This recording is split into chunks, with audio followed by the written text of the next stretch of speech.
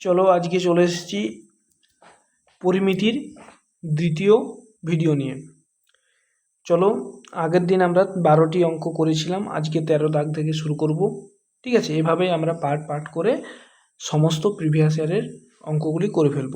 দেখো 13 নম্বর অঙ্কে কি বলেছে, একটি হলঘরের দৈর্ঘ্য প্রস্থের চেয়ে 5 মিটার বেশি যদি হলঘরের ক্ষেত্রফল 84 মিটার হয়।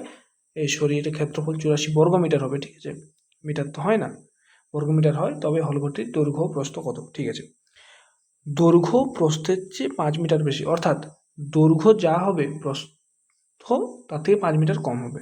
আমি ধরলাম প্রস্থ এক্স, তাহলে দৈর্ঘ্য কত হবে? X plus 5। ক্ষেত্রফল দেওয়া আছে আমাকে, ক্ষেত্রফল দেওয়া আছে তো, ক্ষেত্রফল সমান কি? দৈর্ঘ্য গুণিত প্রস্থ। তাহলে এই দুটো যদি গুণ করা হয় তাহলে বেরোবে 84। দেখো এই সমীকরণটা একটু জটিল হয়ে যাচ্ছে, দ্বিঘাত সমীকরণের আকারে চলে যাচ্ছে তো। তাহলে এটাকে আমি কি সোজাভাবে কেমনভাবে করতে পারবো? এটা তুমি যদি দ্বিঘাত সমীকরণ আকারে করবে, তোমার মাথায় সেই মুহূর্তে যেভাবে আসবে তুমি সেভাবেই করবে পরীক্ষায়। আমি দ্বিঘাত সমীকরণের দিকে যাব না, আমি কি করব, অপশানের দিকে যাব। দৈর্ঘ্য প্রস্থের মধ্যে পার্থক্য আছে 5, তাহলে দেখো 12 আর 7 পার্থক্য 5 আছে। 13 আর 8 পার্থক্য কত আছে? 9, 10, 11, 12, 13, এখানেও 5 আছে। 11 আর 6 পার্থক্য 5 আছে। 14 আর 6 পার্থক্য 5 নেই। তাহলে এই তিনটার মধ্যে একটা অপশান হবে। এরপরে একটা 12 আর 7, 13, 8 আর 11 আর 6 কোনটার গুণ করলে 84 আসে? অর্থাৎ গুণ করলে বলছি কেন, কারণ দৈর্ঘ্য আর প্রস্থ গুণ করব তবে তো ক্ষেত্রফলটা আসবে, তাই না? তাহলে দেখো আমার অপশান ডিটার দিকে তাকাও, অপশান ডি এ 12 আছে আর 7 আছে, 7 12 84 চলে আসছে। তাহলে এটাই অপশান, বুঝে গেছি। চলো পরেরটা। একটি আয়তাকার প্লটের দৈর্ঘ্য প্রস্থের অনুপাত। দেখো এই অঙ্কটা আগের ভিডিওতে আমরা দেখেছিলাম হুবহু। দৈর্ঘ্য আর প্রস্থের মধ্যে 34 মিটার পার্থক্য রয়েছে, অর্থাৎ এখানে গ্যাপ কত? 1 মানে আমি বলতে পারি 34। তবে আয়তাকার প্লটটির পরিসীমা কত? ঠিক আছে, পরিসীমা কত? তাহলে পরিসীমা মানে কি? পরিসীমা মানে সূত্র কি? 2 গুণিত দৈর্ঘ্যযুক্ত প্রস্থ। এখানে আমি 2 লিখব, অনুপাতটাকে ধরে করব, তারপরে 1-এর মান 34 পোস্ট করাবো। তাহলে 5 যুক্ত 6 সমান 2 গুণিত 11 সমান হয় 22। 1 মানে কত আমি জানি, 1 মানে 34। 1 ইউনিট তার বাস্তবিক মান হচ্ছে 34 মিটার। তাহলে এখানে আমার পরিসীমা কত ইউনিট বেরিয়েছে? পরিসীমা বেরিয়েছে 22 ইউনিট। তাহলে 22 গুণিত 34 8, এটা 748 হবে, কারণ আগের অঙ্কটা আমরা অলরেডি করে রেখেছি। ঠিক আছে, ইউনিট ডিজিট ধরে করতে পারবো না, কারণ ইউনিট ডিজিট ধরে যদি করতে যাই, এখানে দেখো 4 দুগুণে 8 ঠিক আছে হবে, কিন্তু এখানে দুটো অপশানে 8 আছে। তারপর সম্পূর্ণ গুণটা আমাকে করতে হবে, 748 মিটার উত্তর আসছে। তারপর একটা দেখো, একটি আয়তক্ষেত্রে ও একটি বর্গক্ষেত্রের ক্ষেত্রফলের পার্থক্য দেওয়া আছে। একটি আয়তক্ষেত্রের দৈর্ঘ্য প্রস্থ বর্গক্ষেত্রের বাহুর তুলনায় 50% ও 10% কম, তাহলে আয়তক্ষেত্রের ক্ষেত্রফল কত? ঠিক আছে, এখানে একটা আয়তক্ষেত্র আছে ও একটি বর্গক্ষেত্রের ক্ষেত্রফলের পার্থক্য দেওয়া আছে। ঠিক আছে, ঠিক আছে, আয়তক্ষেত্রটির দৈর্ঘ্য ও প্রস্থ বর্গক্ষেত্রটির বাহুর তুলনায় 50% বেশি ও 10% কম। অর্থাৎ আমার বর্গক্ষেত্রের বাহু যদি এ হয়, তাহলে আমার আয়তক্ষেত্রের যেটা দৈর্ঘ্য হবে সেটা এর থেকে 50% বেশি। এই 50% মানে কত হয়? 50% মানে হচ্ছে 1/2, অর্থাৎ এ গুণিত 3/2, 3a/2। আর 10% মানে কত? 10% মানে 1/10। আমার দেখো কি বলেছে, প্রস্থটা 10% কম, বাহুর থেকে 10% কম, অর্থাৎ 9/10, 9a/10। এ কি ছিল? আমার বর্গের বাহু ছিল এ, আর এটা যেটা বেরোলো, এগুলো আমার বেরোলো আয়তক্ষেত্রের দৈর্ঘ্য আর প্রস্থ। ওকে, এরপরে আয়তক্ষেত্রটির ক্ষেত্রফল জিজ্ঞেস করেছে। আমাকে বলেছে আয়তক্ষেত্র বর্গক্ষেত্রের ক্ষেত্রফলের পার্থক্য দেওয়া আছে। তাহলে আয়তক্ষেত্র আর বর্গক্ষেত্রের ক্ষেত্রফলের পার্থক্য আমি এই ধরলাম এটাই বড়। আয়তক্ষেত্রের ক্ষেত্রফলের সূত্র কি? দৈর্ঘ্য গুণিত প্রস্থ। আর বর্গক্ষেত্রের ক্ষেত্রফলের সূত্র কি? বাহু স্কোয়ার ইকুয়াল টু 35। এটা আমি সমীকরণে সমান করে দিলাম। এবার চলো দেখা যাক কাটাকুটি যদি হয়। হচ্ছে না। 3 9 27 স্কোয়ার 2 10 20 বিযুক্ত স্কোয়ার সমান 35। সমাধান করা যাক। 27 স্কোয়ার বিযুক্ত 20 স্কোয়ার বাই 20 সমান 35, বা 7 স্কোয়ার সমান 35 গুণিত 20, বা স্কোয়ার সমান কাটে দাও 100, এ সমান 10। এর মান কত পেলাম? 10। আয়তক্ষেত্রটির ক্ষেত্রফল কত? আয়তক্ষেত্রের ক্ষেত্রফল কত? এটাকে এখানে লেখো 3a/2 গুণিত 9a/10। 3 9 27 square by 2 10 20। 27 স্কোয়ার মানে কত? এর মান 10, স্কোয়ার মানে 10 দশম 100, নিচে 20, 0 0 করে দাও, 2 5 27 5 কত হয়? 5 7 35 5, হাত থেকে 3, 5 2 10, 3 13, 135 বর্গমিটার আছে। অপশন বি তে অপশন। চলো তারপর একটা করে যাক। একটা মোটর গাড়ির চাকা 440 মিটার চলতে 1000 বার ঘূর্ণন হয়, চাকার ব্যাস কত? তাহলে আমরা জানি যে মোটর গাড়ির চাকা একবার ঘুরে যতটা দূরত্ব যায় সেটাই হয় মোটর গাড়ির পরিসীমা বা পরিধি। একবার ঘুরে যেটা যায় সেটাই হচ্ছে আর পরিধি, এটা আমরা জানি। ঠিক আছে, তাহলে আগে পরিধি বার করতে হবে। 440 মিটার যেতে 1000 বার ঘুরতে হয়, তাহলে পরিধি বেরোচ্ছে 0.44 মিটার। ব্যাস বার করতে বলেছে, তাহলে আমাকে ব্যাস বার করতে হলে ব্যাসার্ধ বার করতে হবে। আর পরিধির সূত্র কি? 2πr, 2πr সমান হচ্ছে 0.44, মানে 44/7, আর মানে হচ্ছে 0.44। ওকে, 44 44 কেটে গেল, 100r সমান 7, 7 সমান r সমান 100। ওকে, আমাকে বলেছে ব্যাস, ব্যাস মানে কি? ব্যাসার্ধের দুগুণ, 2 গুণিত 7/100, 14/100, 0.14। অপশান সি, কিছু করার নেই।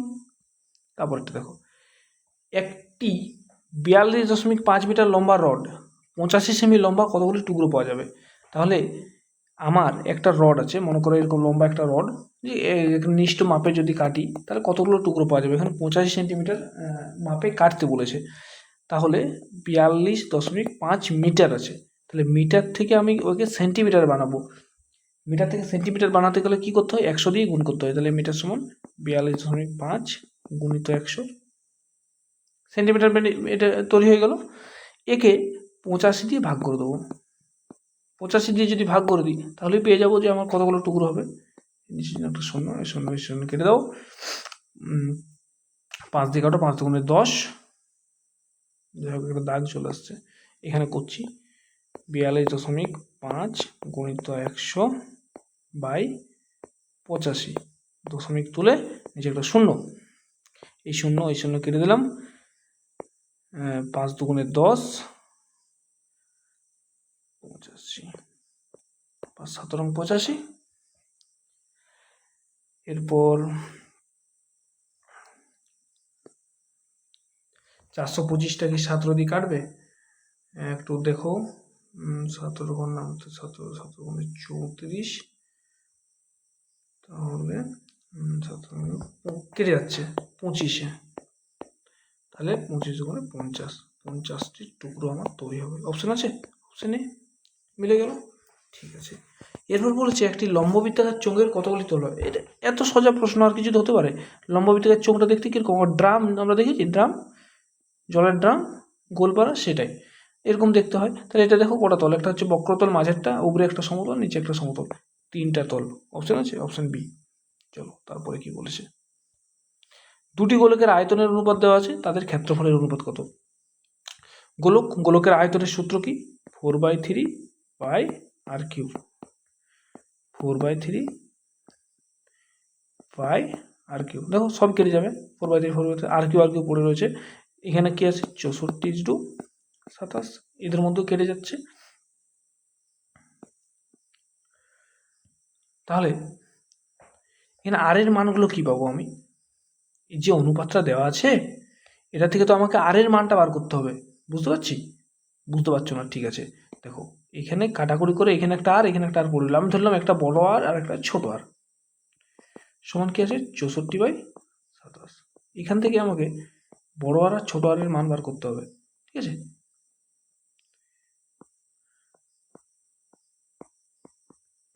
মানে ওটা হচ্ছে 4 আর এটা হচ্ছে 3। আমাকে বলেছে ক্ষেত্রফলের অনুপাত, তাদের ক্ষেত্রফলের অনুপাত বার করতে বলেছে। 4 পাই আর স্কোয়ার, এরকম হবে 4 পাই আর স্কোয়ার। দেখো 4 পাই কেটে যাবে, তাহলে এখানে পড়ে রইল আর স্কোয়ার, আর এখানেও পড়ে রইল আর স্কোয়ার। আর এর মান কত? 4, 4-এর স্কোয়ার 4×4 = 16। ছোট আর এর মান কত? 3, 3-এর মান হচ্ছে 9, 3×3 = 9। এই যে এইগুলোর মানগুলো জাস্ট বসিয়ে দিলাম, 16:9, অপশান এ।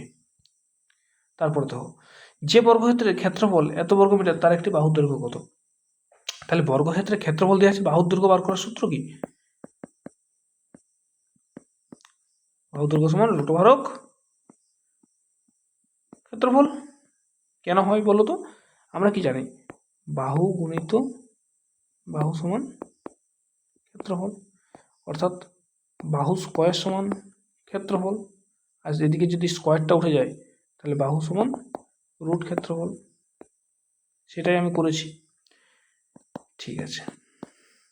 4.1209, দেখো দশমিকটা তুলে দিলে নিচে 1 2 3 4।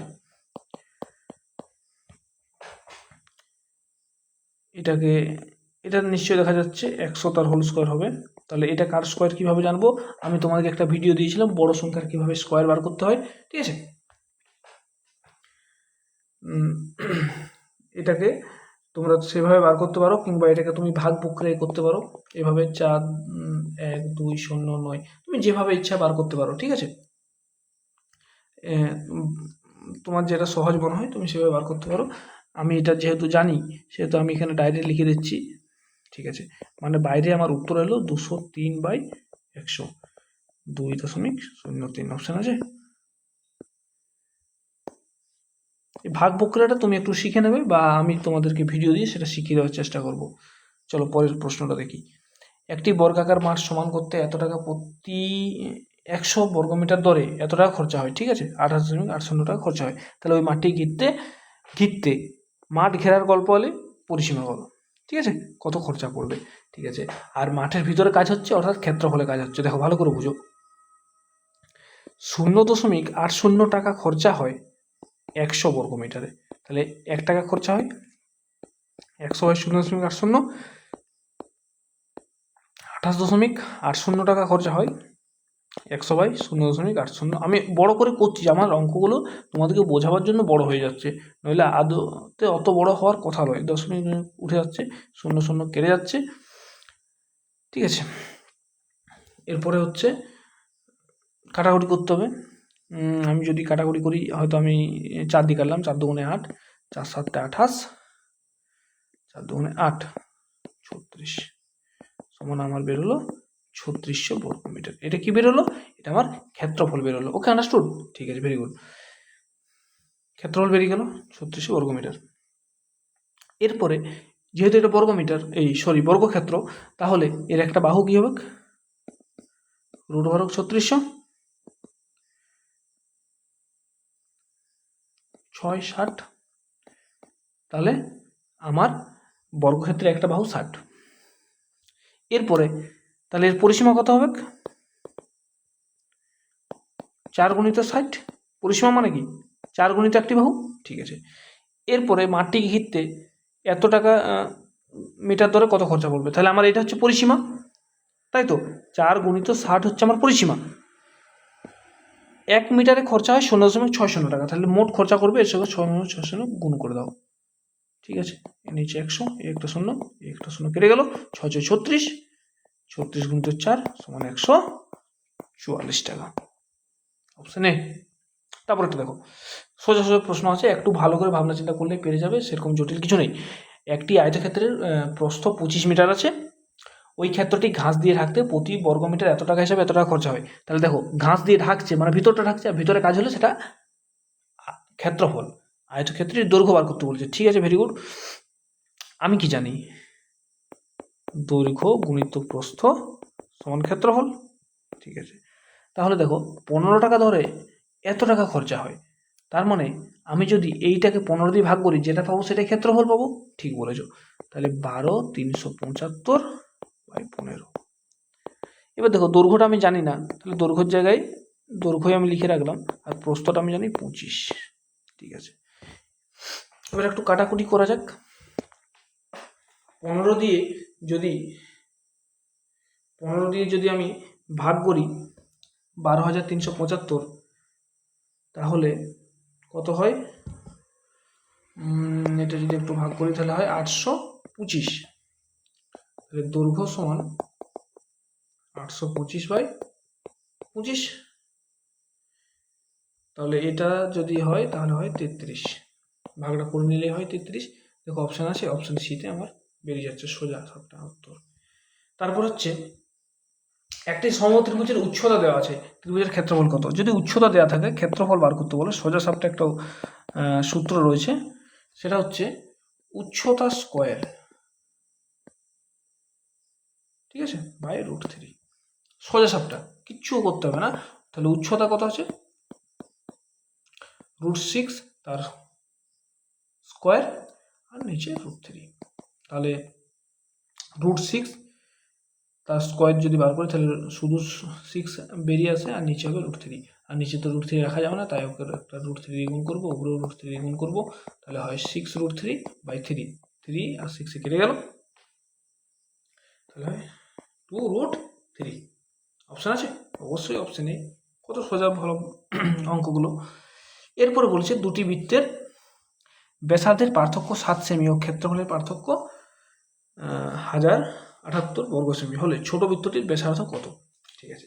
এখানে দুটো বৃত্তের কথা বলেছে, আমি জানি না, আমি ধরলাম একটা বৃত্তের ব্যাসার্ধ বড় হার আর একটা বৃত্তের ব্যাসার্ধ ছোট হার, ঠিক আছে। আর বৃত্তের ক্ষেত্রফলের সূত্রটা কি আমরা জানি, পাই আর স্কোয়ার বিযুক্ত পাই ছোট আর স্কোয়ার সমান 1078।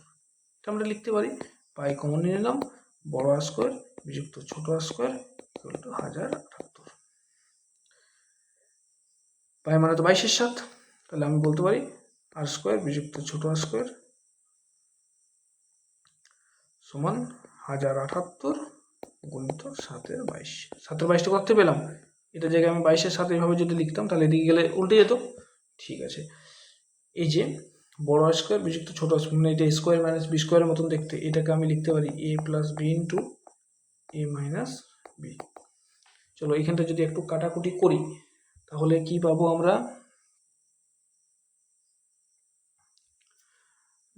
1078, মানে এটা যদি আমি 11 দিয়ে ভাগ করি তাহলে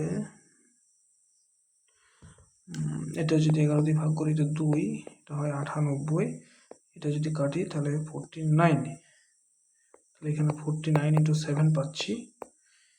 এরপরে আর একটা জিনিস দেখো, এই বড় আর ছোট আর এর মধ্যে পার্থক্য 7, মানে এখানে আমি এর মানটা আমি 7 এখানে লিখতেই পারি, তাই না। এখানে এর মানটা আমি 7 লিখতেই পারি, তো তাহলে এখানে 7 লিখতে পারি, ঠিক আছে। এখানে 7-এর সাথে কেটে গেল, বড় আর ছোট আর এর মান পেয়ে গেলাম 49, আর বড় আর ছোট আর এর বিয়োগফল তো আমরা জানি 7। তাহলে এখানে কি বলতো, কোন জায়গাটার মতো দেখতে হচ্ছে? দুটি সংখ্যার যোগফল 49, দুটি সংখ্যার বিয়োগফল 7। তাহলে আমাকে বার করতে বলেছে ছোট বৃত্তটির ব্যাসার্ধ কত, অর্থাৎ ছোট সংখ্যাটা বার করতে বলেছে। তাহলে ছোট আটটা বার করতে বলেছে। ছোট সংখ্যাটা বের করতে হলে যোগফল আর বিয়োগফলের বিয়োগ করতে হয় আর 2 দিয়ে ভাগ করে দিতে হয়। তাহলে 49 থেকে যদি 7 যায় তাহলে হয় 42, 42/2 অর্থাৎ 21। আর যদি আমাকে বড় সংখ্যাটা বড় আটটা বার করতে বলতো তাহলে কি করতাম বলো তো? 49 আর 7 যোগ করে 2 দিয়ে ভাগ করতাম। ওকে। আর যদি ছোট সংখ্যাটা বার করতে বলেছে, ছোট আটটা বার করতে বলেছে, তাই এখানে বিয়োগ করেছি। চলো পরেরটা। আরও সেই সোজা প্রশ্ন আমাদের কাছে চলে এসছে। একটি আয়তক্ষেত্রের দৈর্ঘ্য 15% বাড়লে এবং প্রস্থ 15% কমলে তার ক্ষেত্রফল শতকরা কি পরিবর্তন হবে? ওকে। তাহলে আমরা এটা এই সূত্র ধরে করব, x যুক্ত y যুক্ত xy/100। ওকে। প্রথমে বাড়ছে দৈর্ঘ্য, অর্থাৎ 15% বাড়লো, প্লাস 15%। তারপরে কমছে, তাহলে মাইনাস হবে, -15%। এরপরে একটা কমছে একটা বাড়ছে, অর্থাৎ প্লাস মাইনাসে মাইনাস 15 গুণিত 15, 15 গুণিত 15/100। তাহলে প্লাস মাইনাস কেটে গেল, মাইনাস। অবশ্যই কমবে, কেমন? 15 স্কোয়ার হচ্ছে 225, 15 স্কোয়ার তো নাকি, মাইনাস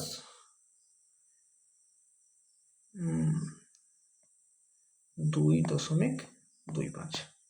মানে এটাকে মাইনাস আমি 2.1/4 লিখতে পারি। ঠিক আছে, তাহলে অপশন বি। আজকের ক্লাসটা এই পর্যন্ত থাক, আর বাকি যে প্রশ্নগুলো আছে ওটা পরের ভিডিওতে সম্পূর্ণ করে দেবো। Thank you.